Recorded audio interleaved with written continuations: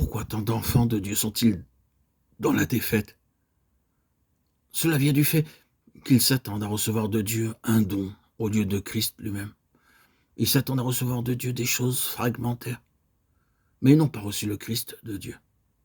Ils possèdent des objets et des choses, mais pas une personne. Je me demande dans quelle mesure nos yeux sont ouverts à cet égard. Je pense pouvoir affirmer catégoriquement que la solution à ce problème constitue la réponse à tous les autres problèmes.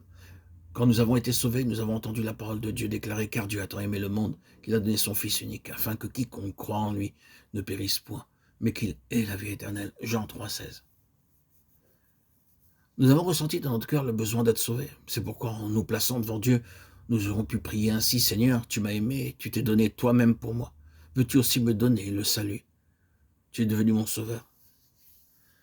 Me donnerais-tu aussi le salut? » Nous serions bien insensés de réclamer le salut, comme si le Sauveur lui-même n'était pas suffisant. C'est pourtant ce que beaucoup font. Quel évangile prêchons-nous? Nous annonçons que Dieu nous a donné le Sauveur, mais lorsque nous répondons, nous disons dans la prière « Oh Dieu, donne-moi le salut ». Permettez-moi de vous dire que Dieu n'a qu'un Fils et ce Fils est notre salut. En recevant le Sauveur, nous avons le salut. Pourquoi s'attendre à recevoir autre chose? Seul un insensé pourrait prier de cette manière. Puisque tu es devenu mon sauveur, maintenant donne-moi aussi le salut. Aujourd'hui, nous sommes chrétiens, nous sommes sauvés, et Dieu nous a donné Christ pour être notre vie. Cependant, nous continuons à demander à Dieu une chose, 2 choses, 3 choses, 10 choses, 15 choses, une centaine de choses, 1 milliard de choses.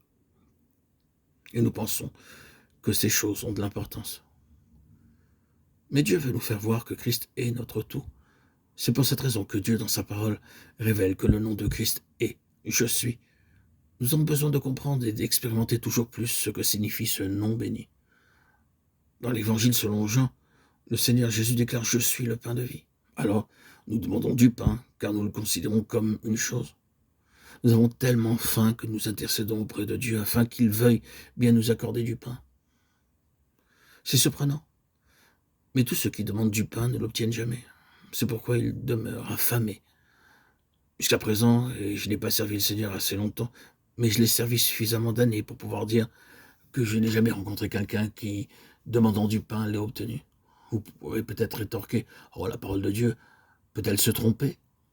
Dieu n'a-t-il pas dit, car il a satisfait l'âme altérée, il a comblé de bien l'âme affamée » Psaume 107, 9.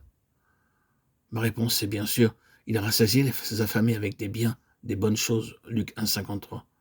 Mais que sont ces bonnes choses qui rassasient les affamés? Nous devrions savoir que ce qui nous satisfait aux yeux de Dieu, ce n'est pas du pain, mais Christ. Souvent, nous nous sentons affamés et vides intérieurement. Croyant que Dieu peut répondre à ce besoin, nous prions et nous attendons à être nourris. Mais nous ne savons pas comment obtenir de la nourriture. Tout ce que nous savons devoir faire, c'est d'aller plus près du Seigneur, en croyant et en recevant toujours plus ce qu'il est, et nous satisfaire toujours plus de lui. Ce qui nous étonne, c'est que bien que n'ayant pas reçu la nourriture souhaitée, nous sommes cependant satisfaits.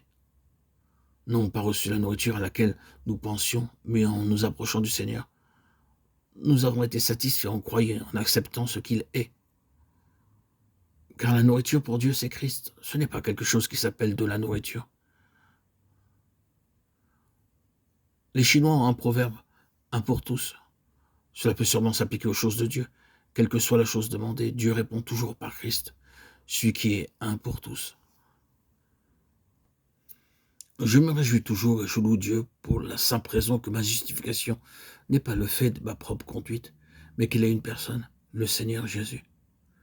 Puisque ma justification, c'est le Seigneur Jésus, je puis non seulement dire que j'ai cette justification, mais je peux aussi parler de ma justification et louer et donner gloire à ma justification. Est-ce que cela vous semble étrange? Vous pouvez peut-être vous demander comment je peux donner gloire à ma justification. Cependant, j'ai souvent donné gloire à ma justification, car ma justification est la personne du Seigneur Jésus. De même, ma sanctification n'est pas due à ma propre conduite. J'ai fréquemment loué ma sanctification. Je ne prétends pas dire que j'ai loué ma conduite.